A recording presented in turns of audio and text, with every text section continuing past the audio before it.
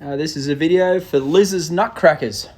Well guys, we took Barley down for his second sort of competition since his big 3-day event in Tryon down to the Kentucky Horse Park, and we competed in the advanced division of the Kentucky Classic. Generally speaking, he was exceptional in all three phases. The dressage you're seeing was on Friday. It was probably the best test we've done. But as you saw with that first halt, there's still lots and lots of room for improvement. I got the first flying change perfect, and then the second flying change was pretty good. It was a little bit darty, but as good as what we've ever had in competition. Leading up to Kentucky, we had a great sort of preparation. We had Peter Wild here on Monday, give us a hand jumping him, and then on Tuesday and Wednesday, Christoph Hess was here along with Leslie Law and Karen Shooter. We worked really heavily on Barley. The first day of training was sort of his suppleness and throughness, and then on Wednesday we basically worked on the 5-star test that we'll be doing at Poe.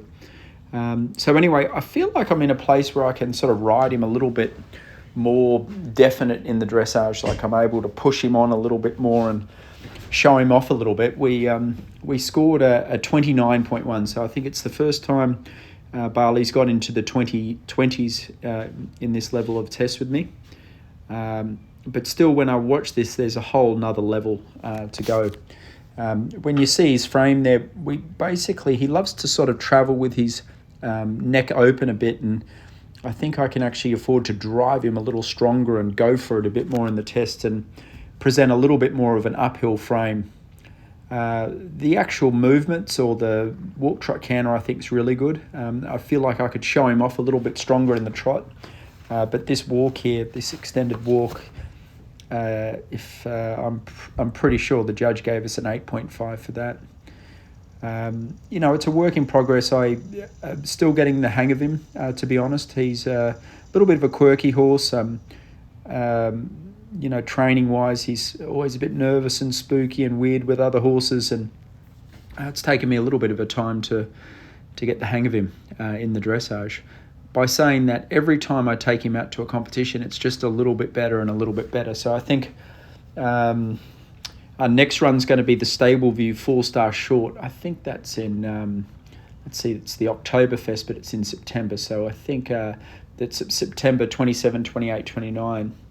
We'll do the 4-star short. Here's our first flying change, which I'm very proud of. My wife has been practicing this. Ching, you beauty, Barley. Well done. So coming down to leading up to Stable View, I think I'm hoping that they usually do a good job irrigating the course. Now the ground, unfortunately, at Kentucky was terrible. They hadn't had rain there for months. They did water and aggravate a bit, but it was still a very hard track. So I sort of coasted around at a medium speed. I think I was the fastest on course behind Philip. Philip had 3 horses in it, and I was the 4th fastest out of the class, which I think there was 20-something horses in the class. So I wasn't tippy-toeing around, but I definitely didn't risk him.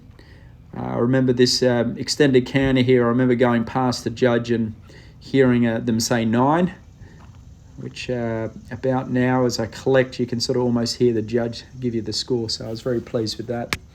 And then from memory, I had a good extended trot here at the end. So anyway, we're in 5th place, 29.1. To be honest, once I get a perfect test on him with a better frame, it should be in the 25 or below. We're getting there though. It started out at the beginning of the year in the high 30s, and then the middle 30s and the low 30s, and now finally we cracked the 20s. But we're still not anywhere near the finished product. So cross country day, as you can see there, it's bloody dry and hard, and I sort of didn't push him too hard. I sort of wanted just to get a smooth course. I've been chatting away with Eric, and he's trying to get me away from being too handsy with the horses. So I felt like I did a good job with that. And the great thing with Barley is he just knows his stuff in the jumping. Like it was quite easy, the advanced course, and it was no joke. It was, a proper advanced or four-style short type cross-country course. And again, every time I take him cross-country, it's getting easier and easier. So the great news, this is the most important part of the sport, and I feel like this is Barley's huge strength. At the big competitions like at Stableview or Poe, we're going to do one less stride here. I sort of probably collected him a little bit too much. Anyway, it was awesome. The whole weekend, Barley had a big cheering section. I remember going around cross country and people cheering out Barley's name. After the show jumping, I had a lot of Liz's sort of working students and pupils coming up and giving him a big hug. So he was definitely well recognised at this competition, which was awesome. He just jumped around this cross-country course for fun. So I feel like I could jump any cross-country course in the world on him.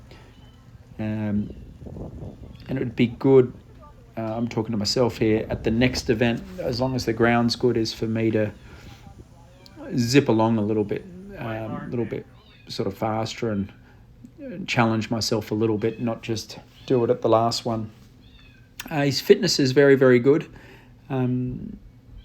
I feel like we've held a lot of fitness from the work we did leading up to Tryon, and I feel like I want to get him a notch fitter coming into Poe. So at the moment the ground's a little firm here. We have been to Nelson's Hill, which is our big grass turf gallop, and he goes up that hill quite well. And then we've also lucky enough to be able to use the synthetic track that goes up the hill that the racehorses use. So we're going up that hill 3 times. So and then we're doing these 4-mile canters too, which Barley actually does really, really easy now. So at the moment his galloping days are every 6 days. As we get closer to Poe, it's going to go down to every 5 days.